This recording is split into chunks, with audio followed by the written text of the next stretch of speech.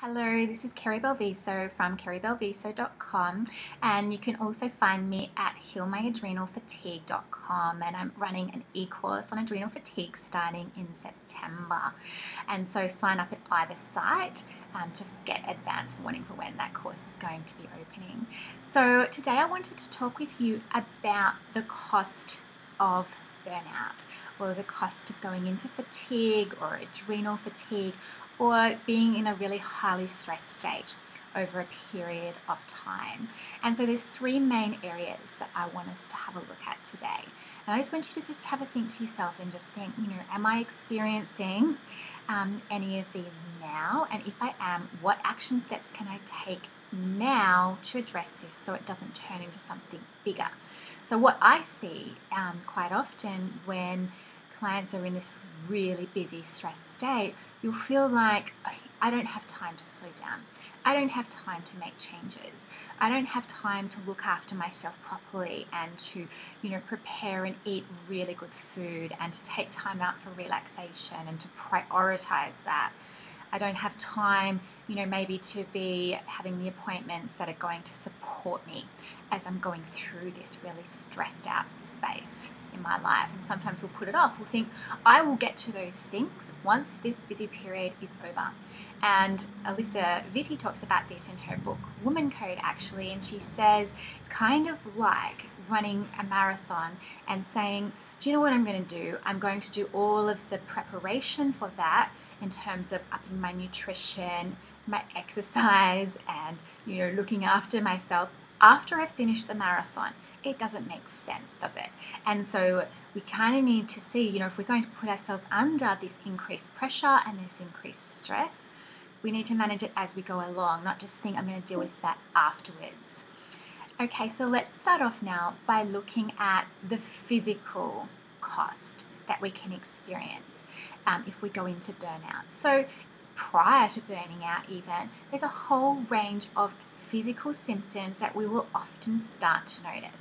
And sometimes we will not necessarily link these physical symptoms. We won't recognize that these have been created by our very high levels of stress.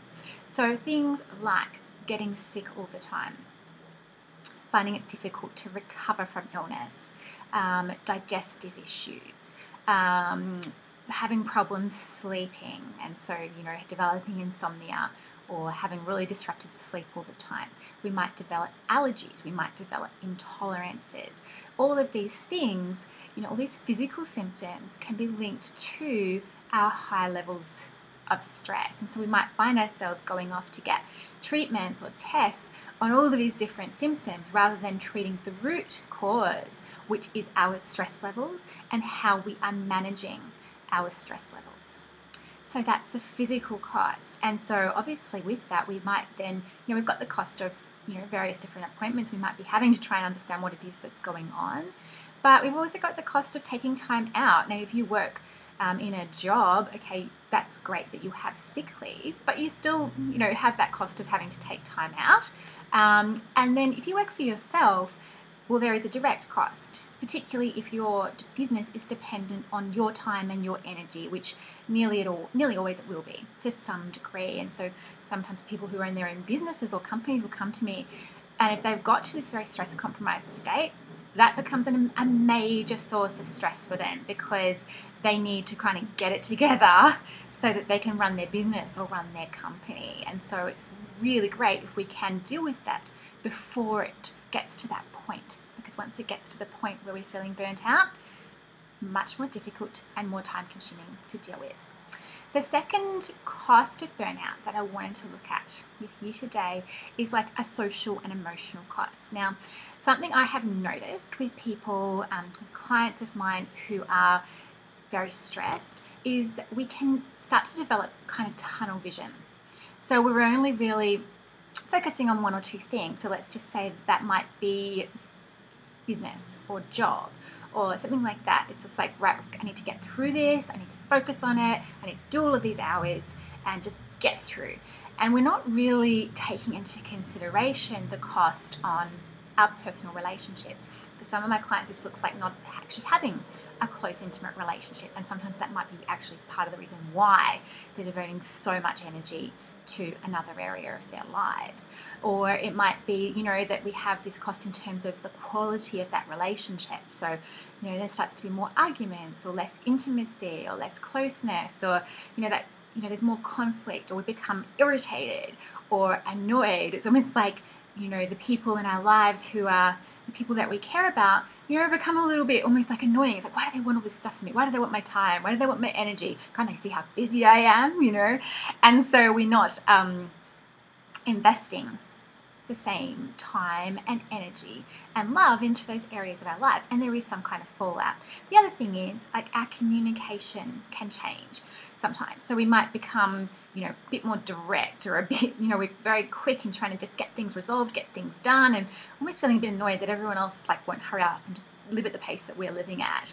And of course that can be misinterpreted. So people can think that you're being rude or too direct or dismissive or just absent. And so there can absolutely be a cost there. And then emotionally, and mentally too, there's overwhelm, loss of clarity, not being able to think things through. Just not being able to plan and just to live your life in the way that you actually want to live it. It's almost just like becoming very reactive. Anxiety and depression or symptoms of that nature can start to develop. Anxiety is a really common one, and we just think, oh, why is it that I'm feeling so anxious? And it can be because, we're just living at this unsustainable pace that isn't good for our bodies, and we're not giving ourselves time out.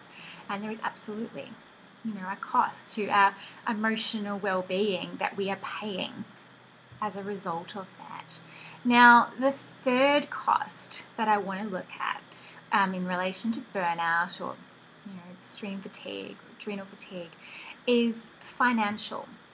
So there's a couple of things to have a look at here. So first of all, I mentioned those different physical symptoms before. Well, if we start to experience all of these symptoms and we really go into a real burnout, well, oftentimes we're going to need time off. Now, that might look like in my case, when I really kind of burnt myself out towards the end of 2011, what that meant for me is that I didn't have very much energy. And I work with clients, of course, and so the number of clients that I could actually work with was much diminished for months.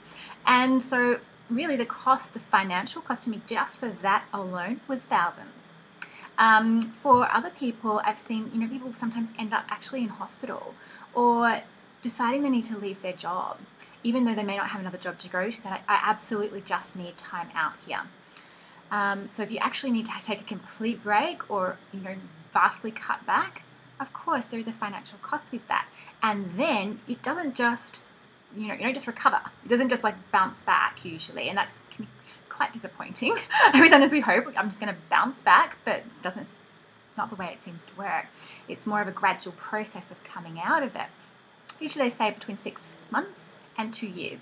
I know that seems like a very long time, but if you're experiencing this now, start now.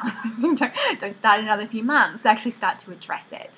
And as you're recovering, you can't get around it. There is a time cost there, as in it's going to take you a period of time, and you're going to have to devote time, energy, and really likely you're going to have to devote money to it. Depending on the path that you choose to go down, oftentimes that's going to involve, a range of different appointments and treatments and supplements and things of that nature, which once again, over a period of months, if not a year or more, is going to potentially cost you thousands. And so, once we're in that state and we need to heal, we will nearly always do what we need to do to heal. Of course, it's so much easier and better, cheaper too, if we address those things before we get to that state.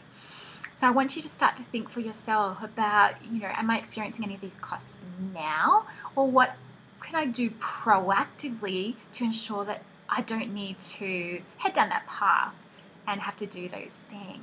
One great way for you to do that is going to be through my Heal My Adrenal Fatigue course, which is at healmyadrenalfatigue.com.